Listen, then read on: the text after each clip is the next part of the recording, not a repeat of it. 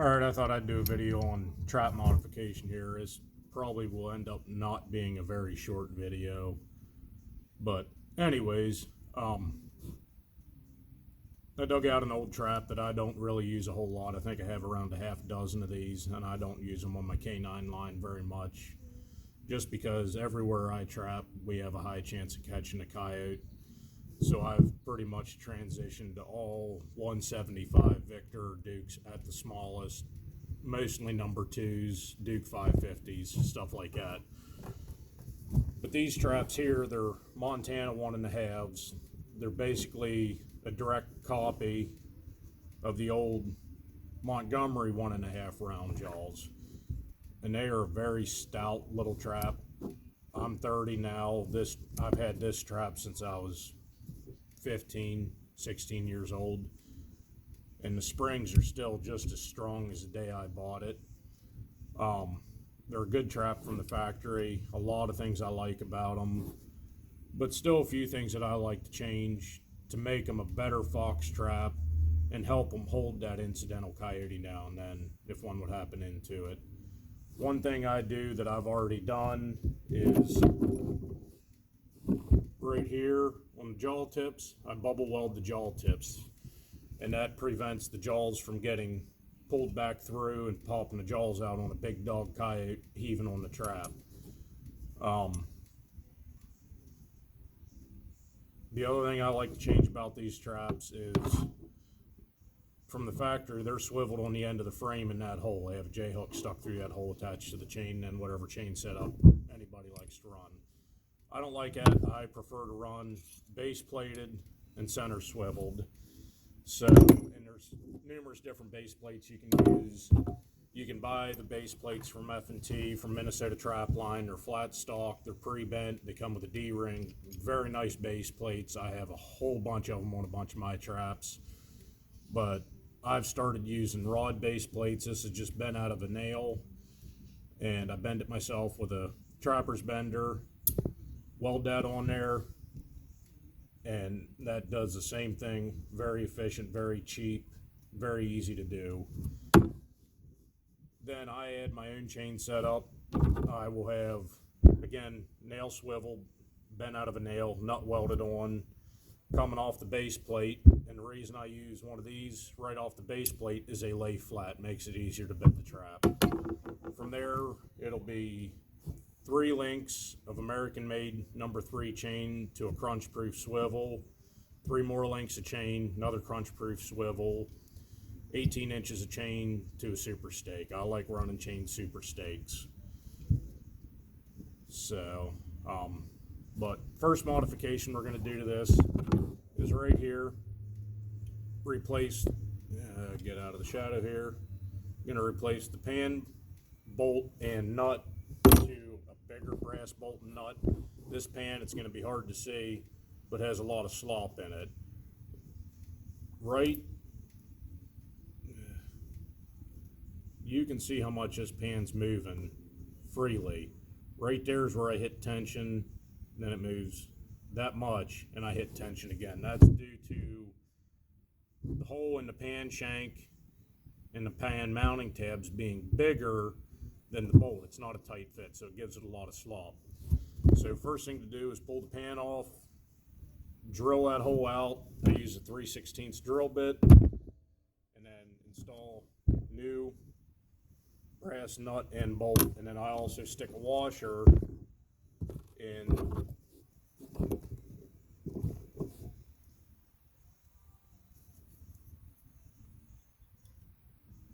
right here between the pan shank and one side of the tab on the inside. And that gives it a lot more even, more consistent pan tension, which if there's a chance of a coyote in this trap, I want a consistent 2.5 to 3 pounds. That way that coyote has a lot of weight on the pan and it gets a good catch more than just a toe catch, which would mean that coyote might not be there in the morning. So let me get this bolt pulled out of here. Go from there.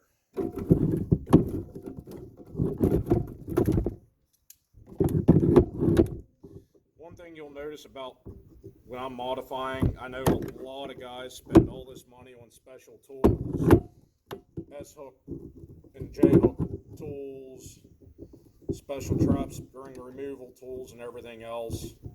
You don't need that stuff, guys. The only special tool that I have here for modifying traps is the bender for bending the nails for the base plate. Other than that, any common tools that you have, I found work just as good rather than spending the money on something special made for this stuff. I've tried 3 or 4 different S-hook tools. They all had their pluses and minuses.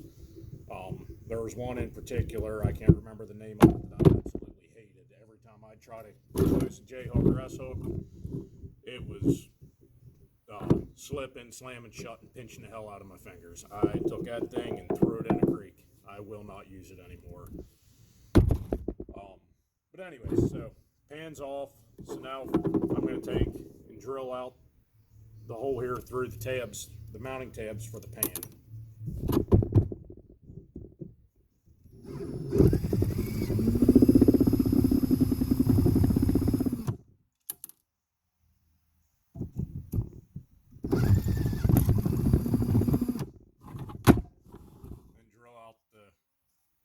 Shank on the pan. And this isn't necessarily the safest way to do it, it's just how I do it. Then take it and clean up both sides of the shank. You'll have burrs. I just take it to the bench grinder and run it over the wire wheel.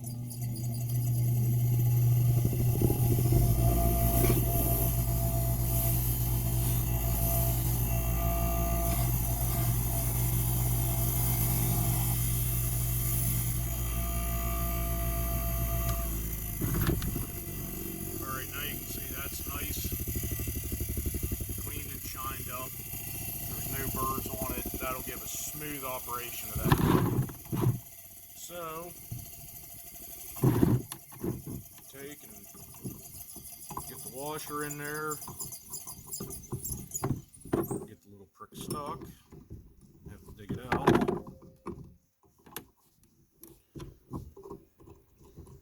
Start the bolt in.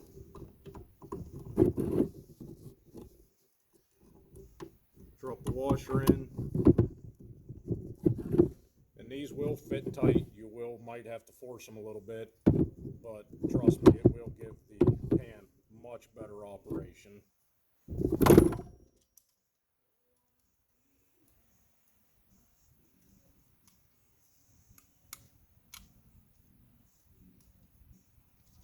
I got enough sticking through to get the nut started.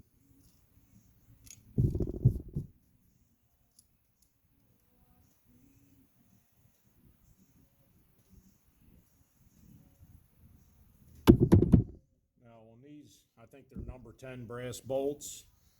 If I can find my wrench, you can use a regular 3/8 wrench on the nut.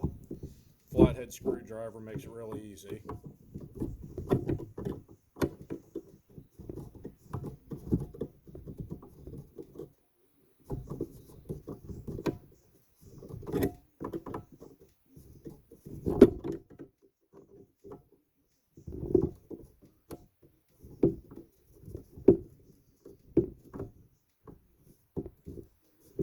It takes some time to know how much tension you want on it.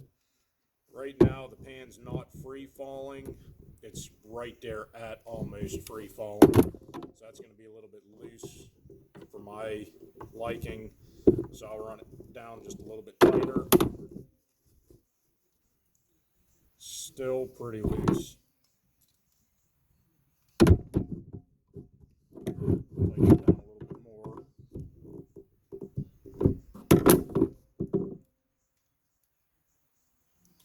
Sometimes it takes real cranking on these things to get them tight enough to give you that proper pan tension. Unless you like a free falling pan, then it's easy. Alright, that's about right. So once I have that where I think it should be, set the trap. And then I have Sullivan's pan tester. It's got lines on it. First line's 1 pound, 2 pounds, 3 pounds, 4 pounds. Bottomed out would be 5 pounds. I go right dead center in the middle of the pan on these Montanas. It's right in the middle of the emblem. 2, just over 2 pounds. That's good for now. I'll probably end up tightening it up a little bit more to get it closer to 3, but for right now, that's good. One thing I forgot to mention I'm not going to do to this trap that I've done to all my other bigger traps is put jaw laminations on, which I have 165 pressure here. You can see the jaw laminations welded on the top of the jaws. It makes it much easier on the animal's foot, less cutting of the foot, less damaged paws, which is something we should all strive for. The reason I'm not going to do it to these traps, there's a couple reasons. One, they already have rounded jaws. There's no sharp edges. I have seen very little to no foot damage on fox with these traps in the past. The other reason is if I set this trap, I'll show you. Right here on the outside, where the jaw lamination would go between where the dog mounts and the jaw, that base plate's 3/16 of an inch. You can see that doesn't fit in there. There's not enough room to get the jaw lamination on the outside and still be able to set the trap. Make sure you check that on any trap before you laminate it. I made that mistake before and ruined 3 or 4 really good traps. The only other thing I could do with that is put the jaw laminations on the inside of the jaws. And the reason I'm not going to do that on this trap is it's got a small enough jaw spread as it is already. I believe they're 4.5 to the inside. 4.25 to the inside. So by putting jaw laminations on the inside, I'm now under 4-inch jaw spread. And in my opinion, if a coyote would come in, that's just not a big enough jaw spread to get any more than a toe catch. These are pushing it as it is on coyotes. So that's why I'm not doing laminations on these. I'll do another video on lamination sometime when I get a chance with another trap that needs laminated. But, all right, next is going to be to weld on the base plate with the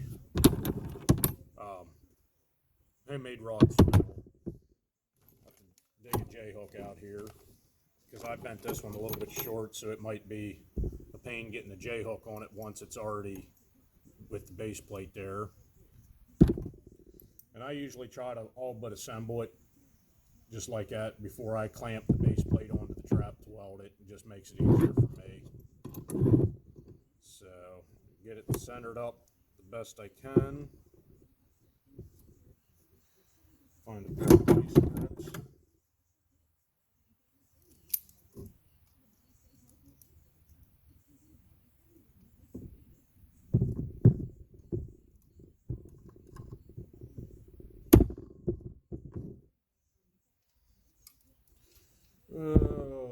Make sure it's straight, which it is not.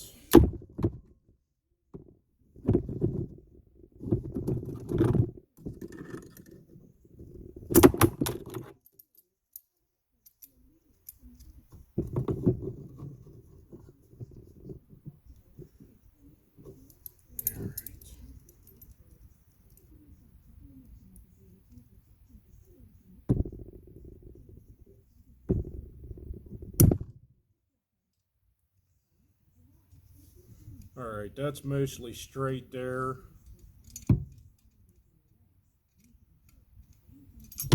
Ready to go.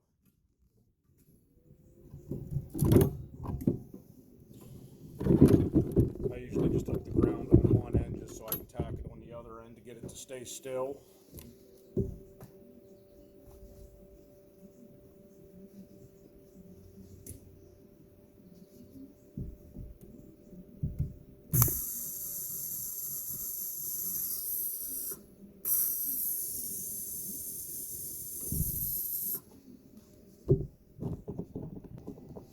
Alright, little snafu with the welder. I think I got it working now.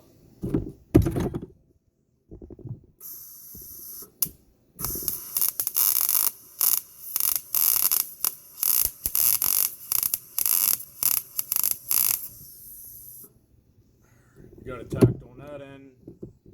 Switch the ground, just put a tack on this end.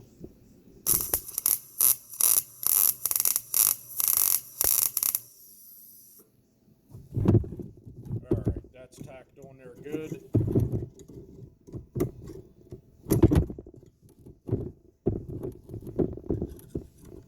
vice grips loose, we'll be set.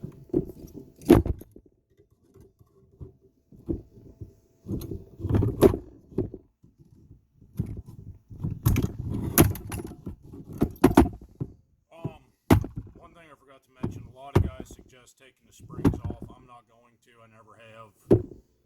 I've never had a problem with heat ruining springs or anything. I'm not going to weld the entire way up along this. I'm going to tack on either side at the ends, tack on either side in the middle, and that's it. And that's going to be plenty to hold. So I don't remove the springs. I know a lot of guys swear up and down that, oh, you got to remove the springs. I've never had an issue with it. Not saying you won't, but I have not yet. So finish welding this up.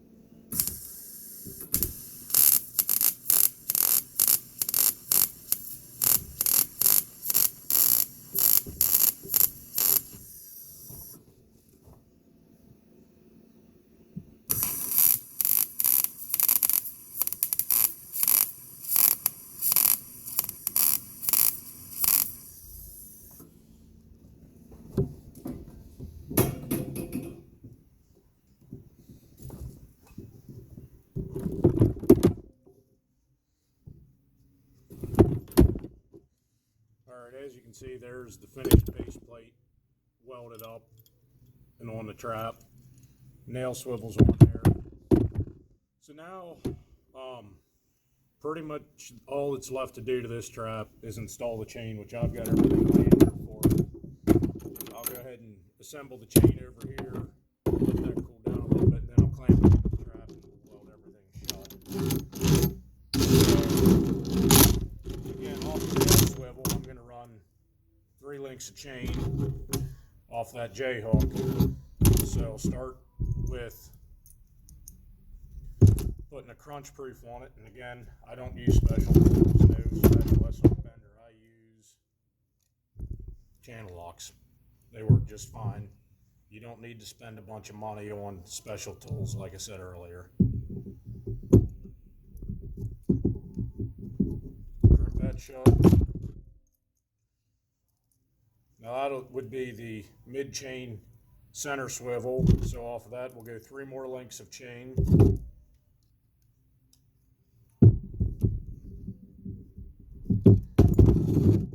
Now we have the main chain. The trap would attach up here, center swivel.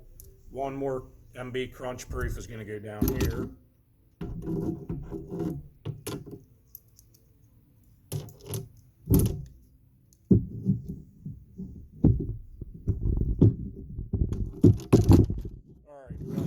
Now, like I said, off the end crunch proof, I use chain super stakes. So I've got my 18 inches of chain cut already. Go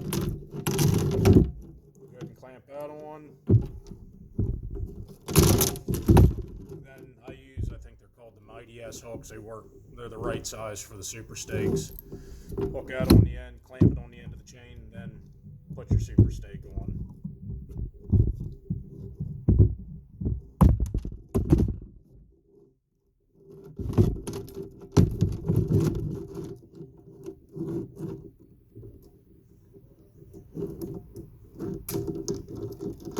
Sometimes it likes to be stubborn, but generally you get it just the right spot.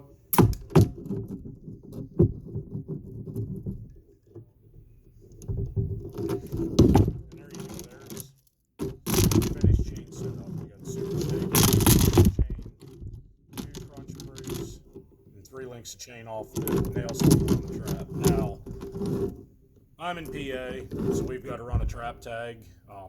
I just have an identification number with the game commission.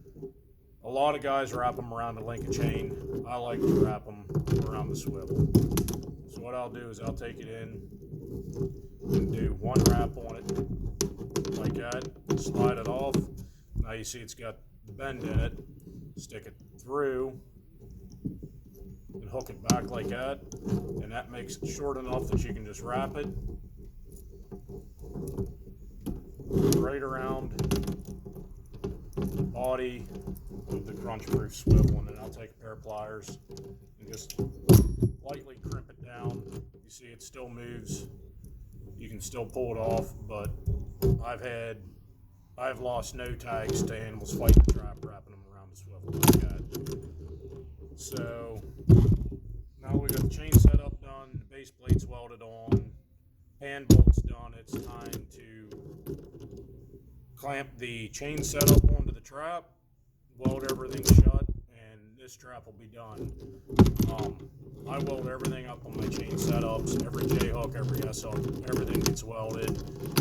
One, it helps prevent trap theft, because once these are in the ground, unless they're pulling them with the pickup or have a stake puller, you're not getting it out.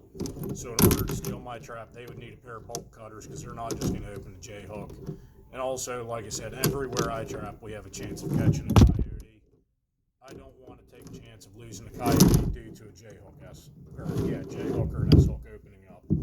So put the chain setup on, crimp that closed, pinch the rod swivel the rest of the way closed,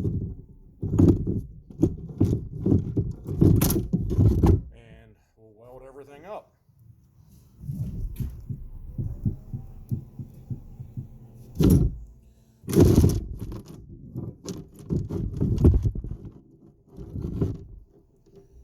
This takes some angling to get the nail shut. I have not found a better way yet. I haven't done a whole lot of them yet. Just started using them here not long ago to get it pinched shut so that I can get a tack on it.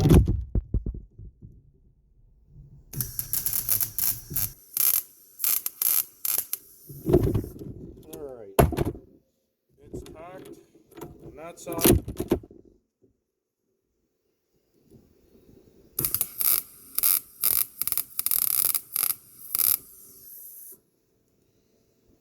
Alright, now we're going to start on the J-hooks. Some guys weld both sides of the J-hook. I just do one side. I find that to be plenty.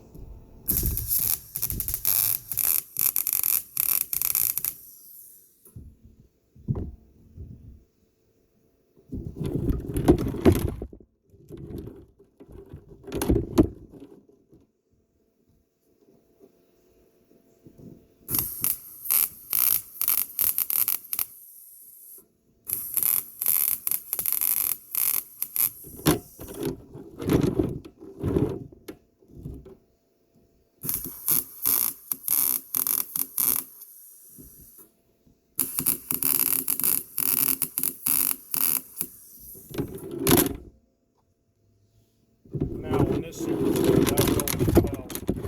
Both sides of the end. I've had these hooks open up when driving them into the ground, especially rocky ground, so I want to make sure this S hook's welded shut good.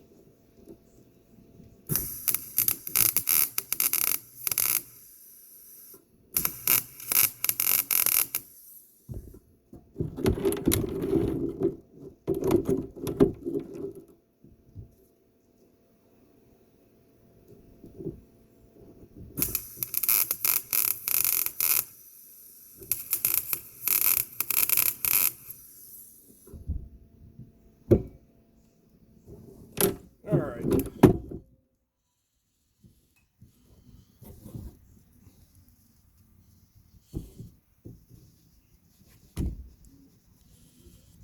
So like I was saying, you can see here, every connection is welded shut. That would be anything opening up these S hooks and J hooks. And here on the S hook, both sides are welded shut. That trap there is a trap that I have no fear putting against a coyote. Easy modifications to do. Again, you don't need any special equipment. I use all regular tools I had laying around here. Cheap, inexpensive, 110 MIG welders, all you need. That's done everything I needed to. Jaw laminations, base plates, everything. Just for tinkering around here. You don't need to be a professional welder. I'm not. I picked up a little bit here and there, experimenting with myself, just enough to do this stuff. You don't need to be a professional welder to do this stuff. Yeah, I guess that's pretty much it. Any questions, hit the comments. I'll answer anything I can, and hopefully there'll be more videos to come. Have a good one, folks.